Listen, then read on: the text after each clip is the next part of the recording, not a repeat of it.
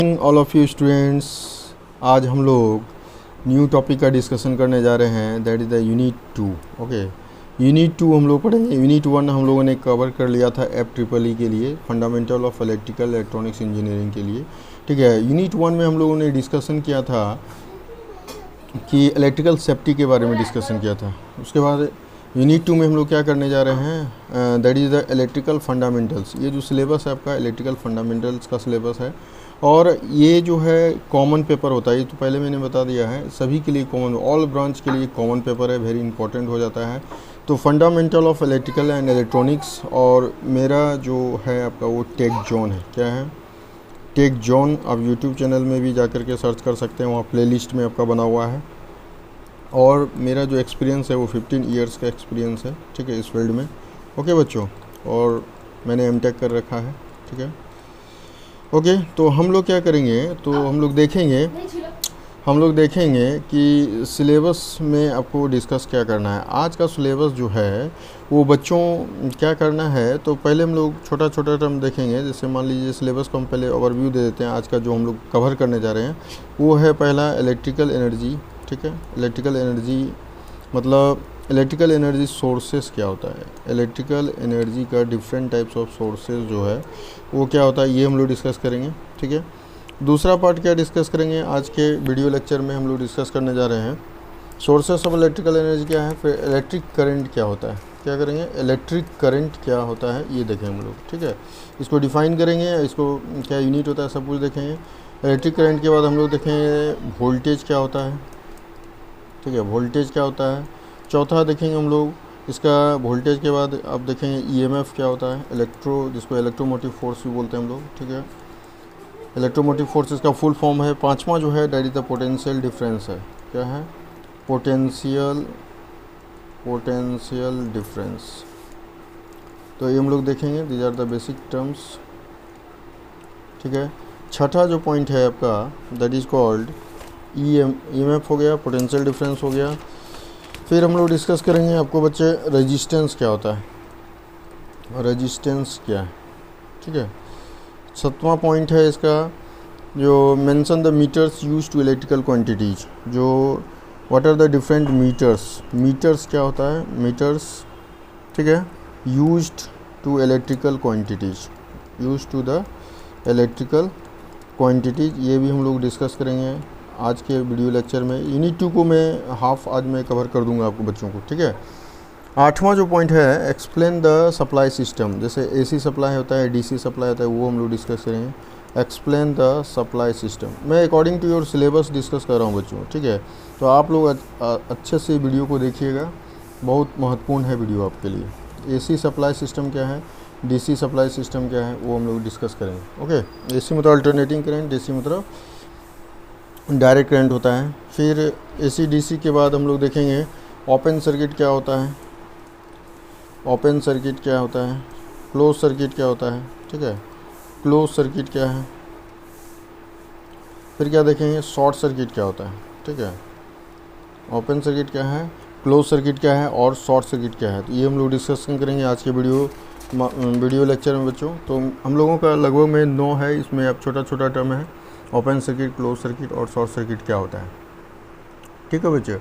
तो आज यूनिट 2 को डिस्कस कर रहे हैं। ये FEEE पेपर है, ठीक है। ये सभी ब्रांच का एक कॉमन पेपर होता है, तो इसको बेसिक फंडामेंटल को जानना बहुत ज़रूरी है, इसलिए आपको ये पेपर दिया गया है, ठीक है। तो हम लोग शुरू करते हैं बच्चों। इलेक्ट्रिकल एनर्जी जो है वो क्या है, ठीक है, इलेक्ट्रिकल एनर्जी सोर्सेस क्या होता है हम लोग इंडिकेट करते हैं। इलेक्ट्रिकल एनर्जी को हम क्या क्या कैसे फाइंड आउट करते हैं, तो देखिए बच्चों, मैं इसको थोड़ा सा रफ मिटा देता हूँ।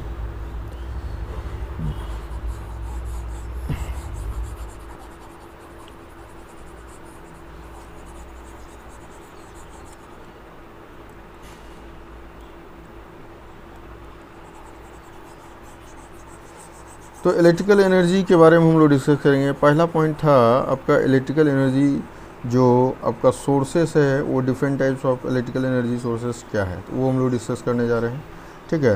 तो different types of electrical energy पहले क्या होता है वो हम लोग डिस्कस करेंगे। इलेक्ट्रिकल एनर्जी का टर्म क्या क्यों यूटिलाइज़ करें हम लोग, ठीक है।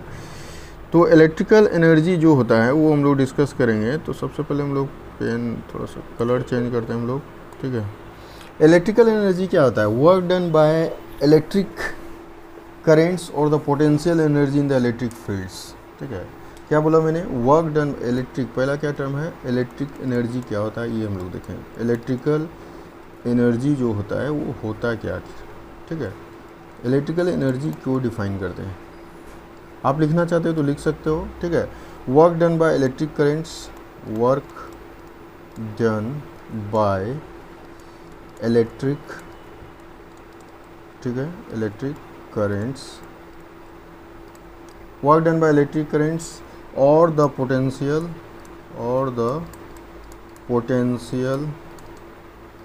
Energy in electric fields, potential energy in electric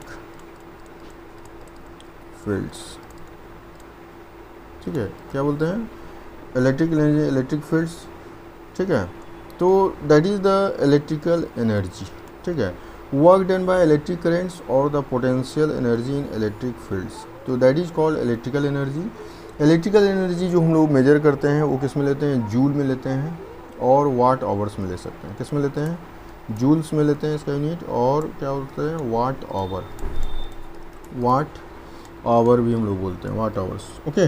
तो इलेक्ट्रिकल एनर्जी को पहले हम लोगों ने डिफाइन किया कि इलेक्ट्रिकल एनर्जी होता क्या बच्चों? Work done by electric currents, मतलब इलेक्ट्रिक करेंट्स और पोटेंशियल डिफरेंस के द्वारा जो वर्क डन किया जा रहा है, ठीक है। इलेक्ट्रिक करेंट्स और पोटेंशियल एनर्जी किस फील्ड में हम लोग करते हैं? तो इलेक्ट्रिकल फील्ड में करते हैं, मतलब इलेक्ट्रिक फील्ड में हम लोग करते हैं वर्क डन, ठीक है। तो that is called electrical energy. इसका जो यूनिट होता है एनर्जी का वो जूल्स में होता है या वाट आवर्स बोलते हैं, ठीक है। अब यहाँ पे बात होगी सोर्सेस ऑफ एनर्जी के बारे में। क्या बात होगी बच्चों? सोर्सेस ऑफ एनर्जी, इसमें क्या है? सोर्सेस ऑफ एनर्जी को हम लोग डिस्कस करेंगे। तो सोर्सेस ऑफ एनर्जी क्या होता है हम लोग देखते हैं। तो सोर्सेस ऑफ एनर्जी कितने टाइप का होता है? तो बहुत सारे टाइप का है, जैसे रिन्यूएबल सोर्स है, non renewable sources of energy है, ठीक है। तो हम लोग देखेंगे कि क्या क्या सोर्सेस ऑफ एनर्जी, आखिर इलेक्ट्रिसिटी आया कहाँ से, हैं, इलेक्ट्रिकल एनर्जी आपको जो देखने को मिल रहा है वो आखिर आया कहाँ से, ठीक है। तो सोर्सेस ऑफ एनर्जी को अगर हम बोले कि सोर्सेस ऑफ एनर्जी है, ये सोर्स कहाँ है, एनर्जी का सोर्स आखिर आया कहाँ से। तो सोर्सेस ऑफ एनर्जी को हम लोग दो पार्ट में ब्रेक करते हैं। एक रिन्यूएबल सोर्स होता है, रिन्यूएबल सोर्स, ठीक है। एक क्या होता है आपका, that is another is the non renewable source होता है, ठीक है। तो रिन्यूएबल सोर्स क्या होता है, नॉन रिन्यूएबल, दोनों में डिफरेंस क्या है? जैसे आप जितना भी सोलर एनर्जी देख रहे हो, ठीक है, सोलर एनर्जी जो सौर ऊर्जा इसको बोलते हैं हम लोग, फिर विंड एनर्जी जो हवा से एनर्जी आप प्रोड्यूस कर रहे हो, ठीक है। तो ये जो भी है सारा रिन्यूएबल सोर्सेस ऑफ एनर्जी है। मतलब सोर्स ऑफ एनर्जी कहाँ से प्राप्त हो रहा है? जैसे सनलाइट के रेडिएशन से, सोलर प्लेट के माध्यम से आप एनर्जी को प्रोड्यूस करा रहे हो, हवा के माध्यम से विंड एनर्जी, जैसे मान लीजिए जियो थर्मल एनर्जी होता है। क्या होता है? जियो थर्मल एनर्जी होता है ना, जियो थर्मल एनर्जी। तो ये सब एग्जांपल है रिन्यूएबल सोर्स ऑफ एनर्जी के लिए। नॉन रिन्यूएबल सोर्स में क्या आता है आपका, जैसे फॉसिल फ्यूल्स, जिससे आप लोग, फॉसिल फ्यूल्स कहने का मतलब है जैसे कोयला, ठीक है, कोयला, पानी, वाटर बोलते हैं इसको, वाटर, ठीक है। जैसे कोल हम लोग यूज़ कर रहे हैं, वाटर के माध्यम से भी इलेक्ट्रिसिटी जनरेट कर रहे हैं। न्यूक्लियर पावर प्लांट होता है, ठीक है, न्यूक्लियर पावर प्लांट, यहाँ से भी हम लोग क्या करते हैं, थोरियम या यूरेनियम को यूज़ करके हम लोग इलेक्ट्रिसिटी को जनरेट कर रहे हैं। That is the source of energy. जैसे कोयला को यूज़ करके हम लोग क्या कर रहे हैं, थर्मल पावर प्लांट के माध्यम से एनर्जी प्रोड्यूस कर रहे हैं, मतलब जो इलेक्ट्रिकल पावर, यानी इलेक्ट्रिकल पावर को हम लोग जनरेट कर रहे हैं, ठीक है। वाटर मतलब हाइड्रो इलेक्ट्रिक पावर प्लांट जब जाते हैं, मतलब जल, जिसको जल विद्युत परियोजना बोलते हैं, तो उससे भी हम लोग क्या करते हैं, इलेक्ट्रिसिटी जनरेट कर रहे हैं। न्यूक्लियर पावर प्लांट में भी हम लोग इलेक्ट्रिसिटी जनरेट करते हैं। तो ये सब क्या है, सोर्स ऑफ एनर्जी, ठीक है। That is the source of energy का ये पार्ट, ओके। और हम लोग, ये तो हो गया सोर्स ऑफ एनर्जी, मतलब हम लोग रिन्यूएबल और नॉन रिन्यूएबल सोर्स के माध्यम से हम लोगों ने देखा। और अगर सोर्स ऑफ इलेक्ट्रिकल एनर्जी की बात करें तो और भी इसको हम ब्रीफ में अगर जानना चाहें तो क्या बोल सकते हैं बच्चों, हम लोग देखते हैं, ठीक है। सोर्स ऑफ एनर्जी आखिर होता क्या है, ठीक है। ये आखिर ये पार्ट जो है सोर्स ऑफ इलेक्ट्रिकल एनर्जी, इसमें हम लोग क्या देखते हैं कि a source of electricity is a device that is use to produce an electric current in the circuit. हम क्या बोल सकते हैं, a source of electrical energy को अगर डिफाइन करना है तो क्या बोलेंगे, ए सोर्स ऑफ ठीक है electricity, a source of electricity is a device, ये क्या है, एक डिवाइस है, ठीक है। Source of electricity is a device that is use to produce, इसका यूज क्या करते हैं, that is used to produce, क्या प्रोड्यूस कर रहे हैं बच्चों हम लोग, that is use to produce of an electric current, produce an electric current, मतलब किस चीज़ को प्रोड्यूस करा रहे हैं, इलेक्ट्रिक करंट को प्रोड्यूस करा रहे हैं, किसके माध्यम से, ए सोर्स ऑफ इलेक्ट्रिसिटी के माध्यम से। तो that use to produce an electric current in the circuit, तो सर्किट के अंदर जो इलेक्ट्रिक करंट प्रोड्यूस हो रहा है तो that is the source of energy. जैसे एग्जांपल के तौर पे हम लोग क्या देख सकते हैं, जैसे सपोज डैट एक ड्राई सेल है, ड्राई सेल, ठीक है, ड्राई सेल क्या है, एक सोर्स ऑफ इलेक्ट्रिक करंट का एक एग्जांपल बोल सकते हैं। जैसे ड्राई सेल मतलब बैटरी जो यूज करते हैं हम लोग, ठीक है, तो this is the example of source of electricity या सोर्स ऑफ एनर्जी बोल सकते हैं। तो ये सोर्स ऑफ एनर्जी के लिए एक डिफिनेशन हो गया, ए सोर्स ऑफ इलेक्ट्रिसिटी ये device that is use to produce an electric current in the circuit, okay, in the circuit. Example में हो गया ड्राई सेल, ओके। अब आगे की ओर बढ़ते बच्चों, नेक्स्ट टॉपिक जो है आपका वो हम लोग डिस्कस करते हैं, ठीक है, ओके। नेक्स्ट टॉपिक में आपको क्या डिस्कस करना है, ठीक है, नेक्स्ट टॉपिक जो है आपका वो है दैट इज कॉल्ड वोल्टेज। छोटा छोटा टर्म है, बेसिक फंडामेंटल, पहले ये सब जानेंगे तभी तो आगे न्यूमेरिकल वगैरह बना पाएंगे, अदरवाइज न्यूमेरिकल ही नहीं बनेगा बच्चों। इसलिए फंडामेंटल को आपको पूरा क्लियर कॉन्सेप्ट रखना है, ठीक है। तो वोल्टेज क्या होता है वो हम लोग देखें, वोल्टेज को डिफाइन करेंगे, इसका डिफिनेशन लिखेंगे, किससे रिप्रेजेंट करते हैं, इसका यूनिट क्या होता है, तो सारा कुछ हम लोग देखेंगे। तो next topic is the voltage, क्या बोलते हैं, वोल्टेज। तो वोल्टेज क्या होता है, तो वोल्टेज जो होता है उसको डिफाइन करते हैं हम लोग। वोल्टेज क्या होता है, इसको डिफाइन कैसे करते हैं, तो it is defined as the potential difference, मतलब पोटेंशियल एनर्जी डिफरेंस, क्या बोलते हैं, it is defined as potential energy difference, मतलब अंतर, ठीक है, potential energy difference per unit charge, क्या बोलते हैं, per unit charge, potential energy difference per unit charge between two points, between two points, ठीक है, इन एन इलेक्ट्रिक फील्ड। किस में करते हैं हम लोग, किस फील्ड में, तो in an electric field, okay बच्चों, इन एन इलेक्ट्रिक फील्ड में। तो that is the potential energy, मतलब वोल्टेज को डिफाइन करना आसान हो गया। पोटेंशियल एनर्जी जो है वो है क्या, तो यहाँ पे पोटेंशियल एनर्जी क्या है, तो potential energy difference per unit charge between two points in an electric circuit. कहने का मतलब जो V होता है यानी वोल्टेज जो होता है वो किसके बराबर होता है, तो वर्क डन हो रहा है, ठीक है, वर्क डन, ठीक है। अब बाय क्या बोलते हैं, पर यूनिट चार्ज, मतलब यहाँ पे चार्ज है, ठीक है। वोल्टेज का यूनिट तो वोल्ट होता है, वर्क डन किस में लेते हैं हम लोग, that is the joules, work done का यूनिट इसमें किस में लेते हैं, जूल्स में लेते हैं, और चार्ज का किस में लेते हैं, कूलम्स में लेते हैं, ओके, कूलम्स में लेते हैं। तो वोल्टेज को डिफाइन करना सिंपल वे में, आप एक सिंपल वे में कैसे डिफाइन कर सकते हैं बच्चों, पोटेंशियल एनर्जी जो है, potential energy difference per unit charge, देखिए इस फॉर्मूला के माध्यम से आप इसको डिफाइन कर सकते हैं। क्या है पोटेंशियल एनर्जी डिफरेंस, क्या होता है, potential energy difference per unit charge between two points, दो पॉइंट के बीच में, ठीक है, किस फील्ड में, तो इलेक्ट्रिक फील्ड में होना चाहिए, ठीक है। तो that is called that is called voltage, इसको हम लोग क्या बोलते हैं, वोल्टेज। और वोल्टेज को हम लोग रिप्रेजेंट जो करते हैं वो V से करते हैं, वोल्टेज को रिप्रेजेंट जो किया जाता है किससे किया जाता है, V से। इसका अगर यूनिट की बात करें तो वोल्टेज का यूनिट क्या होता है, वोल्ट होता है, इसका यूनिट क्या लेते हैं, वोल्ट। अगर वोल्टेज को मेजर करना है तो आगे हम लोग डिस्कस करेंगे, वोल्टेज को मेजर करने के लिए जिस इंस्ट्रूमेंट का यूज़ करते हैं उसको बोलते हैं वोल्ट मीटर। क्या बोलते हैं बच्चों, वोल्ट मीटर बोलते हैं। तो ये आपका वोल्टेज के बारे में पूरा टर्म मैंने बता दिया कि इसका डिफिनेशन क्या होता है।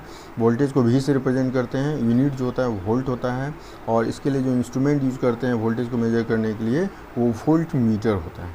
तो ये इनफ है, आपको बेसिक फंडामेंटल में वेरी इंपॉर्टेंट है बच्चों। ओके, अब आगे की ओर प्रोसीड करते हैं हम लोग। अगला जो टॉपिक होने वाला है वो क्या है आपका,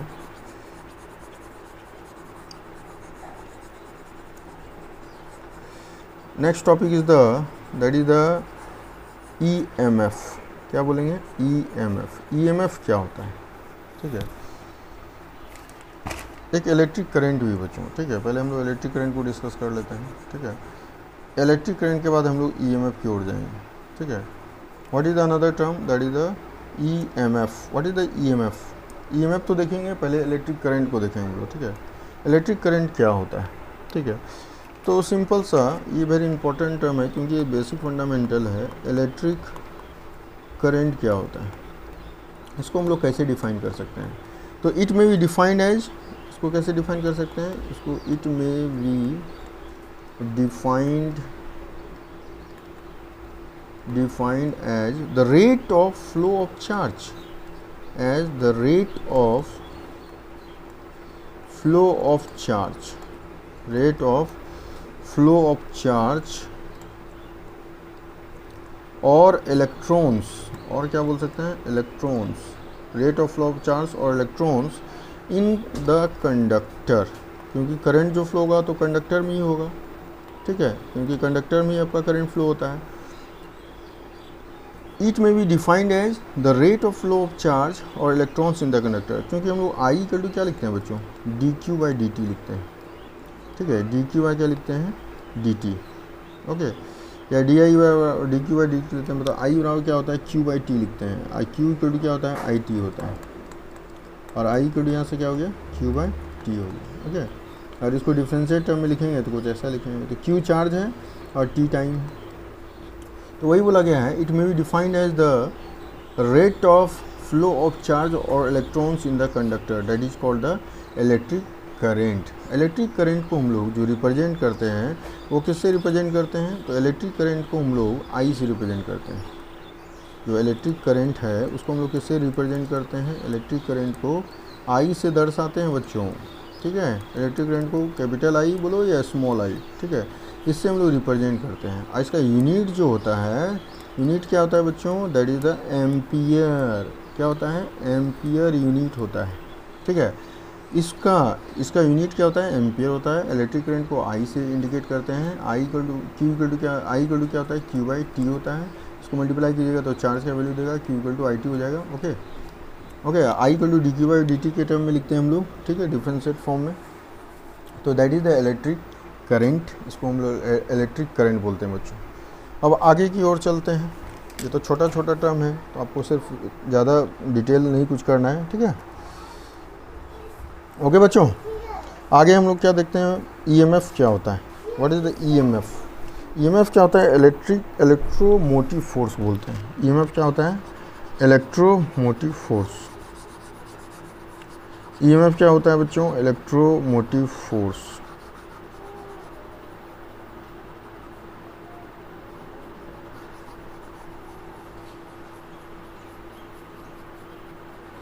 EMF, नेक्स्ट टॉपिक का नाम क्या है? EMF। Next topic is the EMF। इसको क्या बोलते हैं? इलेक्ट्रो, फुल फॉर्म क्या है इसका? ELECTRO, electromotive force. ठीक है, तो इलेक्ट्रोमोटिव फोर्स क्या होता है बच्चों? इसका फुल फॉर्म तो हम लोगों ने लिख दिया, अब इसको हम लोग डिफाइन करेंगे कि आखिर इलेक्ट्रोमोटिव फोर्स होता है क्या है। ठीक है, तो ये इलेक्ट्रिक पोटेंशियल क्या है? The electric potential produced by either an electrochemical cell और by changing the magnitude or by changing the magnetic field. क्या बोलेंगे? The electric potential produced by either, इसको डिफाइन कैसे करेंगे? EMF को डिफाइन करें हम लोग। The electric the electric potential produced by electric potential produced by either an electrochemical, इसके बाद द्वारा प्रोड्यूस हो रहा है इलेक्ट्रोकेमिकल या इलेक्ट्रोकेमिकल सेल बोल सकते हैं, इलेक्ट्रोकेमिकल सेल, और by changing the magnetic field, और bye changing the magnetic field, और by changing the magnetic field। ठीक है, तो यही है डिफिनेशन ईएमएफ के लिए, इलेक्ट्रोमोटिव फोर्स का ये डिफिनेशन हुआ। क्या हुआ डिफिनेशन, फिर से हम लोग रिपीट करते हैं बच्चों। इसका डिफिनेशन क्या हुआ, the electric potential produced by either, किसके द्वारा प्रोड्यूस हो रहा है, तो इलेक्ट्रोकेमिकल सेल के द्वारा, और बाय किसके चेंज के कारण हो रहा है, bye changing the magnetic field. ठीक है, इस दोनों के कारण ही इलेक्ट्रिक पोटेंशियल प्रोड्यूस हो रहा है। और ईएमएफ को हम लोग फुल फॉर्म में इलेक्ट्रोमोटिव फोर्स बोलते हैं, जैसे द इलेक्ट्रोमोटिव फोर्स, क्या बोलते हैं, इलेक्ट्रोमोटिव फोर्स। ओके, और जनरेटर जैसे और बैटरी जो होता है यूज्ड फॉर जनरेशन ऑफ, क्या करते हैं, एनर्जी करते हैं from one form to another form. ठीक है, क्या करते हैं हम लोग, एक जनरेटर, इसका दूसरा पॉइंट भी कुछ लिख सकते हो। ईएमएफ को भी हम लोग वोल्ट से ही रिप्रेजेंट, ईएमएफ का यूनिट जब लिखेंगे तो वो वोल्ट में ही लिखते हैं। ठीक है, किस में लिखते हैं, वोल्ट में लिखते हैं। तो एक टर्म आया यहाँ पे कि एक जनरेटर और बैटरी, ये जनरेटर और जो बैटरी है, ठीक है, used for conversion,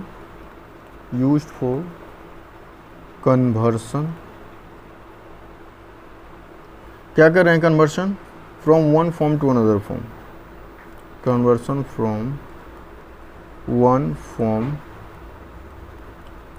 to another form. Okay, तो ईएमएफ इसी को हम लोग बोलते हैं बच्चों। ठीक है, तो ईएमएफ को डिफाइन करना आसान हो गया। ईएमएफ का फुल फॉर्म इलेक्ट्रोमोटिव फोर्स होता है। इसका यूनिट अगर बोलेंगे तो ये वोल्ट में लेते हैं हम लोग, किस में लेते हैं, इसका यूनिट की बात करें तो हम लोग किस में लेते हैं, वोल्ट से ही रिप्रेजेंट करते हैं। ठीक है, अगर ईएमएफ वैल्यू मान लो 2 वोल्ट, यूनिट किस में होगा, वो तो वोल्ट में होगा। ठीक है, तो electric potential produced by either an electrochemical cell और by changing the magnetic field, जैसे जनरेटर और बैटरी, इसके लिए यूज किया जाता है for conversion from one form to another form. इसका यूनिट जो मैंने बता दिया ये वोल्ट में रिप्रेजेंट करते हैं। ठीक है, तो that is the EMF. Okay, after that आप इसको लिख भी सकते हैं बच्चों। ठीक है, मैं थोड़ी देर के लिए इसको छोड़ देता हूँ, उसके बाद इसको रफ करूँगा। ओके, नेक्स्ट टॉपिक जो होगा वो पोटेंशियल डिफरेंस का होगा। क्या होगा, पोटेंशियल डिफरेंस, मतलब सब लगभग में एक ही तरह का टर्म है। ठीक है, पोटेंशियल डिफरेंस क्या होता है तो वो हम लोग देखेंगे। इसका यूनिट क्या होता है, ठीक है, इसका यूनिट भी वोल्ट ही होता है पोटेंशियल डिफरेंस के टर्म में भी। तो potential difference between the 2 points के बीच का जो पोटेंशियल डिफरेंस लेते हैं हम लोग, ठीक है, तो वो हम लोग देखते हैं। उसको मैं रफ करता हूँ बच्चों। Okay, another topic is the potential difference.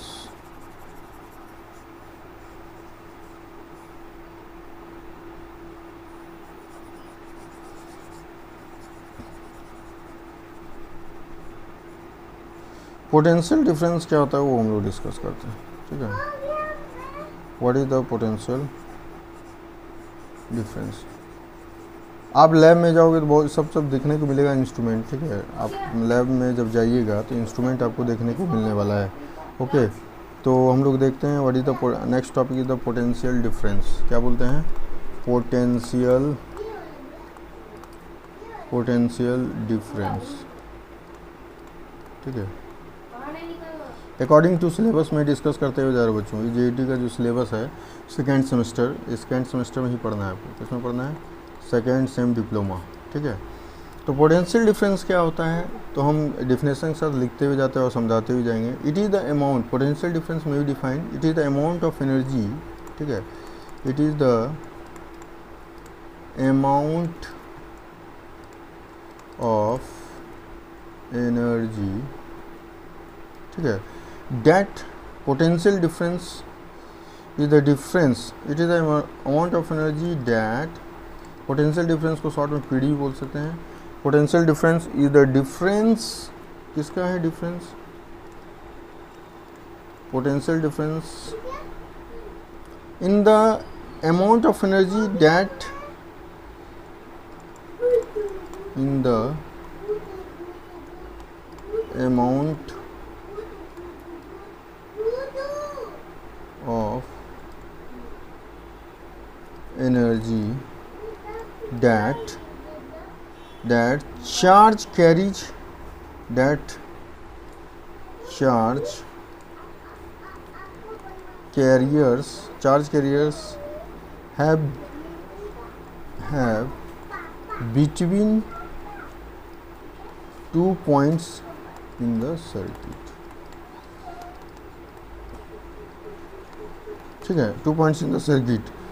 क्या बोला गया, it is the amount of energy that potential difference is the difference, potential difference is the difference in the amount of energy that charge carriers have between 2 points in the circuit, 2 point के बीच का, ठीक है, that is the potential difference. जैसे मान लीजिए ए है, ए 2 point है, इस बीच मान लीजिए यहाँ का पोटेंशियल भी है, यहाँ का पोटेंशियल भी है, इस दोनों के बीच का डिफरेंस क्या होगा, वी ए बी, और क्या लिखेंगे, तो V A minus V B लिखेंगे, ठीक है। इसका जो रिप्रेजेंटेशन है इसको मेजर करते हैं वोल्ट में, ठीक है, इसको क्या करते हैं, किस में मेजर करते हैं, वोल्ट में लेते हैं, इसका यूनिट किस में होता है, वोल्ट में ही लेता है, वोल्ट में ही लिया जाता है। तो पोटेंशियल एनर्जी भी मैंने डिस्कस कर दिया बच्चों, इसको डिफिनेशन के तौर पे आप लिख सकते हो, पोटेंशियल डिफरेंस क्या होता है, it is the amount of energy that, potential difference is the difference in the amount of energy, या फिर आप यहाँ से उसको मिटा दीजिए, ठीक है, यहाँ से ऐसे लिखिए, potential difference is the amount of energy that charge carriers having between 2 points in the circuit, ठीक है, charge carriers have between 2 points in the circuit बोल सकते हैं, ठीक है।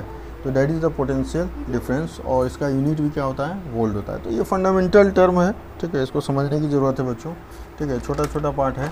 अगला पार्ट जो है वो रेजिस्टेंस, जो कि वेरी वेरी इंपॉर्टेंट है, यह हमेशा यूज आप लोग करते भी हो इस टर्म को, ठीक है। आप लिखना चाहते हो तो इसको लिख भी सकते हो बच्चों।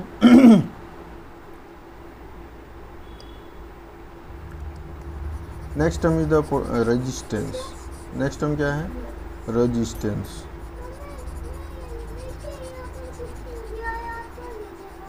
रेजिस्टेंस क्या होता है, जो इलेक्ट्रिक करंट का अपोज करता है, रेजिस्ट मतलब विरोध करना, अपोज करना, अवरोध करना, ठीक है। रेजिस्टेंस उसी को बोलते हैं, रजिस्ट करना मतलब अवरोध करना, मतलब उसको रुकावट डाल रहा है, ठीक है, उसको फ्लो होने में प्रॉब्लम क्रिएट कर रहा है। तो next topic is the resistance. तो रेजिस्टेंस क्या होता है, तो रेजिस्टेंस को हम लोग आर से रिप्रेजेंट करते हैं, इसका यूनिट जो होता है वो ओम होता है बच्चों, ठीक है, यूनिट क्या होता है, ओम। और ग्रीक लेटर में जो हम लोग रिप्रेजेंट करते हैं वो ग्रीक लेटर जो है वो कैसा होता है, तो ये ओम का symbol, this is the symbol of ohm. Resistance जो होता है इसका सिंबल जो होता है कुछ ऐसा होता है, रेजिस्टेंस का सिंबल कैसा होता है, ये this is the symbol of resistance, इसको आर से रिप्रेजेंट कर रहे हैं। अगर करंट इधर से जाएगा तो ये होगा प्लस और ये क्या होगा माइनस। रेजिस्टेंस का देख लिया, आर से रिप्रेजेंट, यूनिट ओम होता है, ग्रीक लेटर ओम इस तरह से रिप्रेजेंट करते हैं। रेजिस्टेंस का सिंबल है इसे ऊपर नीचे, ठीक है। लेकिन रेजिस्टेंस को डिफाइन कैसे करेंगे, तो resistance is a measure of the opposition to current. ये क्या है, resistance is A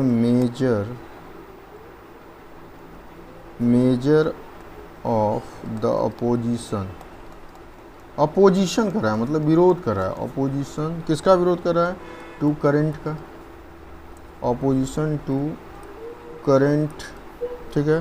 flow in an electric circuit, flow in an electric circuit, ठीक है। तो रेजिस्टेंस का यूनिट क्या होता है, वो ओम होता है। Resistance is measured in ohms, किस में दिखाते हैं हम लोग, यूनिट तो दिखा चुके हैं यहाँ पे पहले ही।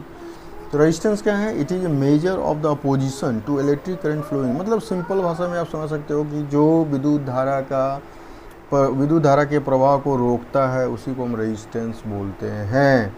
जो विद्युत धारा के प्रवाह को अपोज करता है, विरोध करता है, उसी को रेजिस्टेंस बोलते हैं।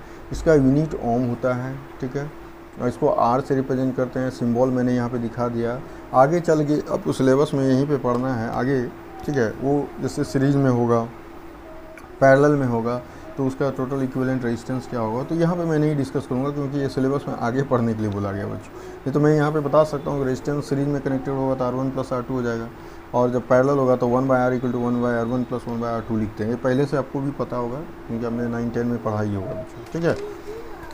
तो अकॉर्डिंग टू हम लोग सिलेबस चल रहे हैं बच्चों, इसलिए हम लोग इधर उधर नहीं जा रहे हैं, ठीक है, ओके। अब अगला टॉपिक हम लोग डिस्कस, अगर आपको लिखना है बच्चों तो लिख सकते हो, ओके, ठीक है। तो ये हो गया रेजिस्टेंस के बारे में। अब आगे हम लोग चलते हैं, बच्चों। अगला जो टॉपिक है यहाँ पे वो क्या डिस्कस कर रहे हैं,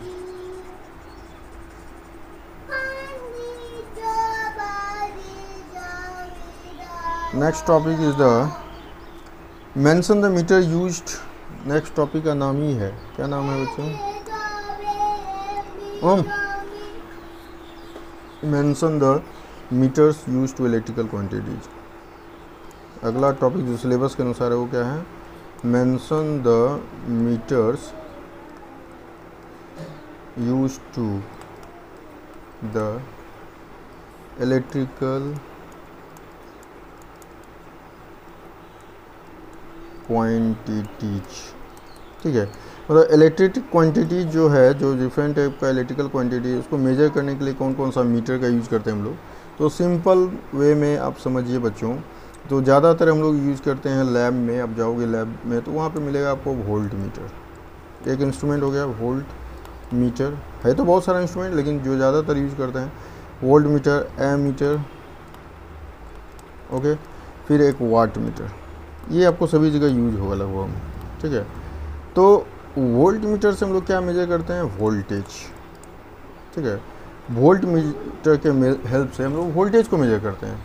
एमीटर के हेल्प से क्या मेजर करते हैं बच्चों, तो एमीटर से हम लोग करंट का मेजरमेंट करना है। अगर करंट को निकालना है, करंट कितना फ्लो हो रहा है, विद्युत धारा कितना प्रवाहित हो रहा है, उसके लिए हम लोग एमीटर का यूज करेंगे। और जो वोल्ट मीटर है इंस्ट्रूमेंट, उससे हम लोग वोल्टेज को मेजर करेंगे।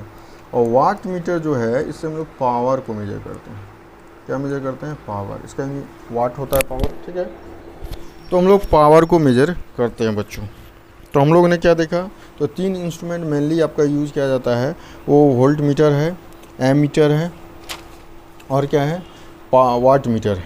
तो हम लोग वोल्ट मीटर से वोल्टेज मेजर करते हैं, एमीटर से करंट मेजर करते हैं, वाट मीटर से पावर। एक मेगर भी होता है, मेगर होता है इंसुलेशन रेजिस्टेंस के लिए। वो सब डिफरेंट बहुत सारा है आपका मेजरिंग डिवाइस। लेकिन आपको जो अभी करना है इलेक्ट्रिकल क्वांटिटीज़ में जो ज़्यादातर यूज हो रहा है, वो वोल्ट मीटर, एमीटर और वाट मीटर ही होता है बच्चों, ठीक है, ठीक है। आज का ये लास्ट टॉपिक हम लोग करेंगे, explain the DC and AC supply system.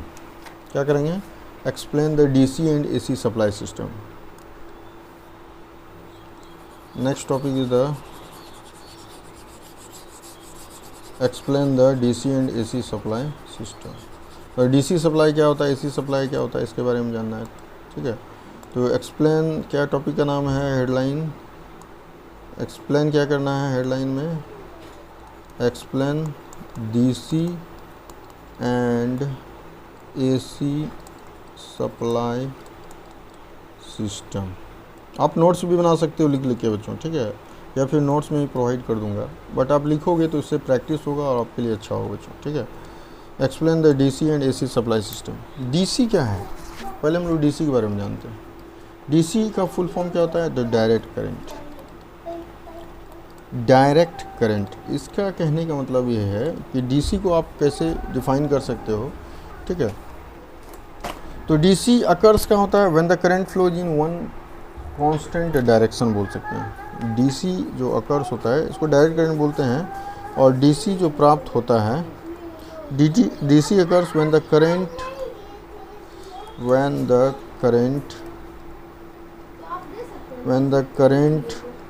flows in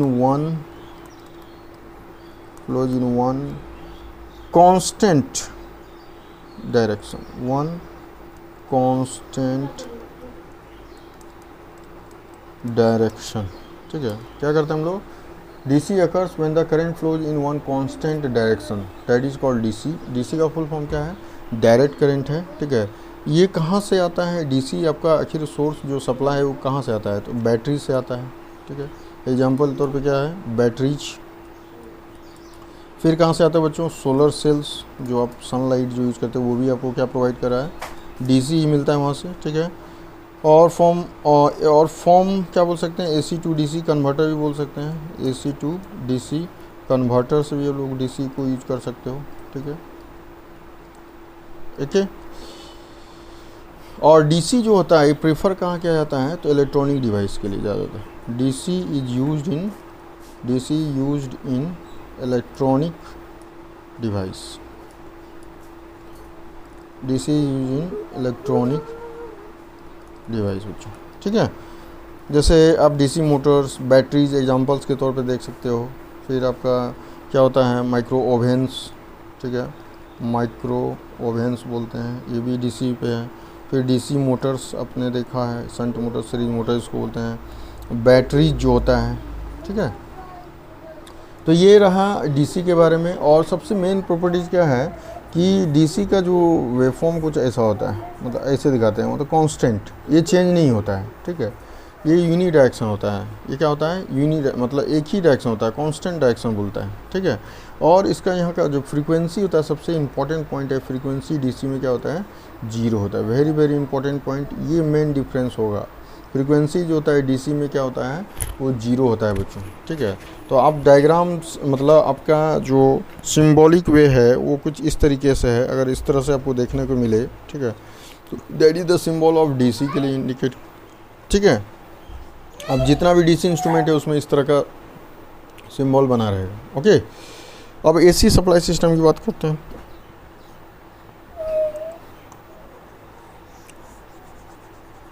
AC मतलब ये अल्टरनेटिंग करंट।